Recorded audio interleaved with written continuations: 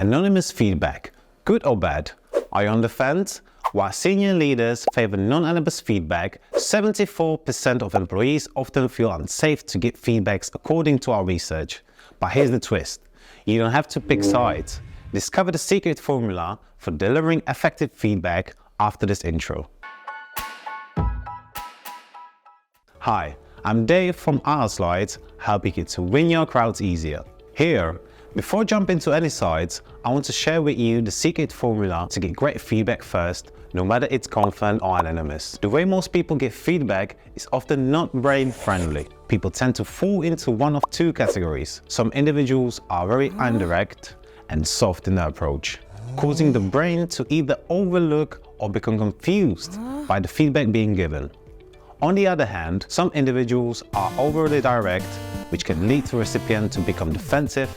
As a result, the person who is taking the feedback have to figure out whether the message has a social threat attached to it. This dynamic can lead to defensiveness, retreat, and a breakdown in the communication, as the feedback giver might start to stumble over their words and provide justification. However, it doesn't have to be this way.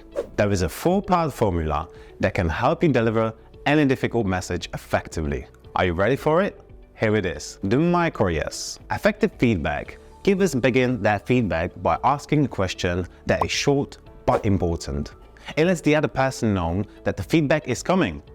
It will be something like, do you have 5 minutes to discuss how our last conversation went? I have some ideas for how we can improve things. Can I share them with you? The micro yes question does 2 things for you. Firstly, it sets the pace and prepares the other person know that the feedback is about to be given. Secondly, it creates a moment of agreement or buy-in by answering a yes or no question. You are given a sense of autonomy. The second part of the feedback formula provides specific details. Positive feedback. It's important to be clear and precise about what you observed or heard, using language that everyone can understand and cut out any words that aren't objective. We call those blur words. A blur word is something that can mean different things to different people, but words are not specific. For instance, instead of saying, you aren't reliable, you can say, we rely on each other to meet deadlines as a team.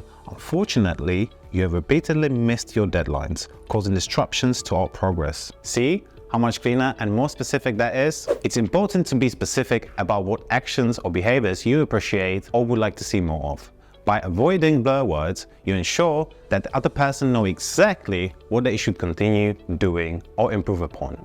The impact statement.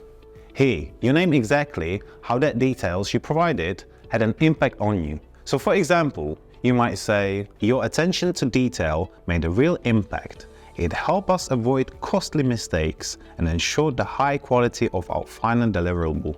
This step provides a sense of purpose, meaning, and logic between the points, which is something that brain really craves. Ask a question. Skillful feedback givers wrap their feedback message with a question. They'll ask something like, well, how do you see it? Or, this is what I'm thinking we should do, but what are your thoughts? What it does, it creates commitment rather than just compliance. It makes the conversation no longer to be a monologue, but rather becomes a joint problem-solving situation. So, is it good or is it bad with anonymous feedback? Well, for me, it's neither.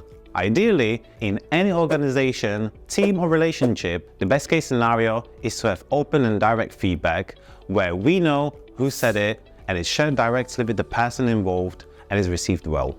However, in the situations where feedback is historically viewed negatively or where there's a lack of skill in giving and receiving feedback, anonymous feedback can be an opportunity to build a better relationship and improve. At AhaSlides, we value Candour, which means giving direct feedback and listening to others.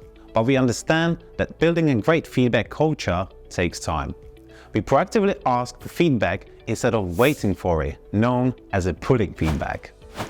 We conduct retrospective sessions after each sprint and have a blameless meetings focused on actionable solutions. Additionally, we occasionally conduct 360-degree feedback sessions to ensure everyone's voice is heard and foster a safe environment for sharing thoughts.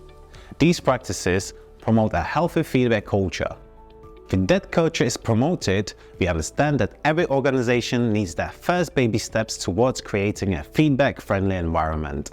Inside AhaSlides, we have an anonymous feature upon different slide types with different quizzes and games, so encourage people to speak up without fear. Feel free to try them out and to see if they fit your needs. Thanks for watching and tuning in and subscribe to our channel for more engaging tips in the future. Once again, I'm Dave. See you next time.